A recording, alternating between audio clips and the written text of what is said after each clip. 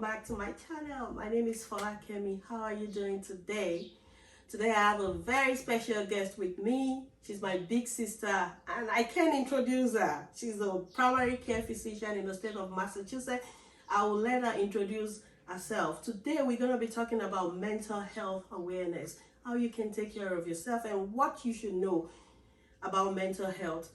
Hi Auntie, you're welcome to my channel. Can you please introduce yourself to my friends all over the world?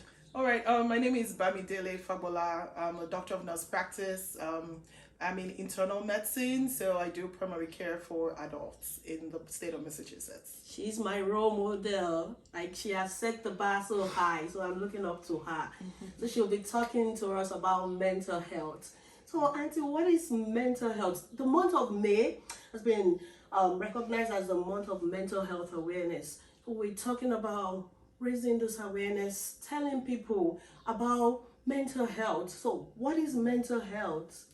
So mental health is our emotional, psychological, and social well-being. So it affects how we think, it affects how we feel, it affects how we act, and how we interact with others, and how we relate and handle issues when they come up in our lives. Absolutely. Okay. Absolutely. So back in Nigeria, when I hear the word mental health, I used to think, oh, maybe craziness. So I've been able to distinguish between mental health and mental illness, and I want you to expatiate on that so that people can have a better understanding how to distinguish between their mental health and mental illness. Okay, so let's establish that your mental health is your well-being, your psychological well-being, your social well-being. Now, when there is an illness, that means that there is an imbalance in your psychological well-being. You're finding it hard to cope in social situations, finding it hard to handle situations that you normally would have handled. Then you're anxious.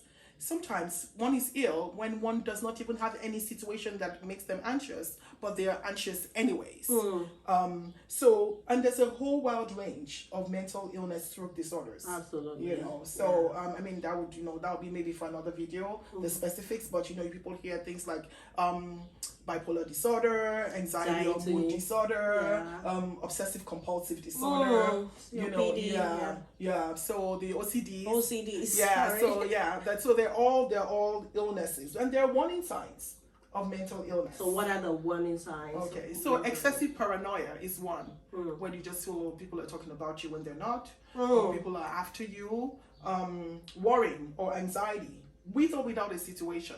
It's an example of a warning sign. And long-standing sadness or irritability, is also a warning sign.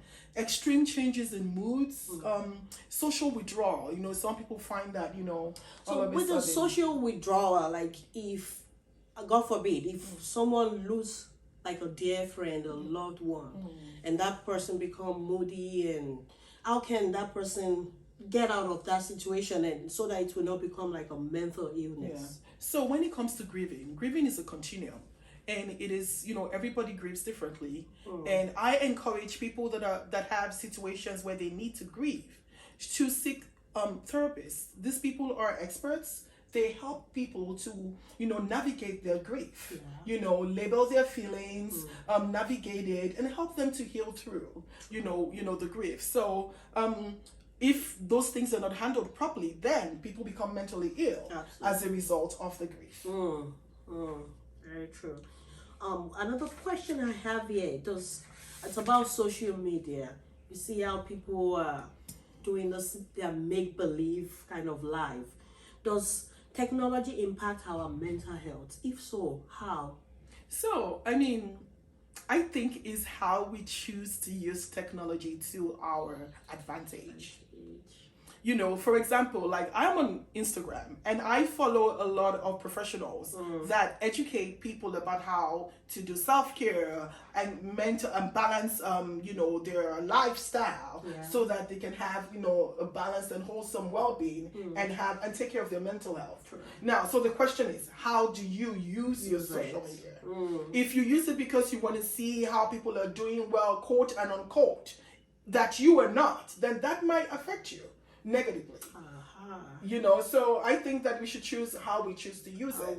Sometimes I would share, you know, my vulnerabilities or my struggles, you know, and how I overcame it on social media. Yeah. That is so that because I want to be able to encourage someone to say, hey, my makeup is beautiful today, but oh my God, I cried before I put this makeup on, you know, and I can share that. And then I can share the tools I used to help me overcome that situation.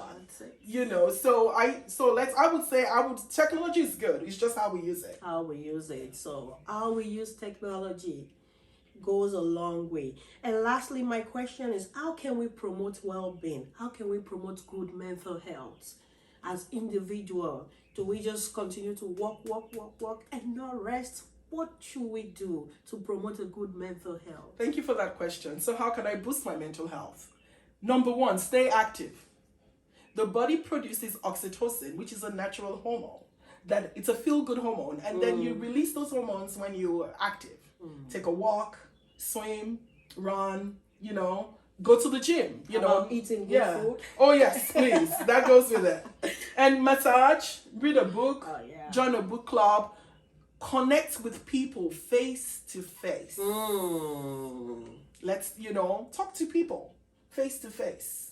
Share a cup of coffee with somebody. You know, that's part of promoting your mental health. And talking to someone.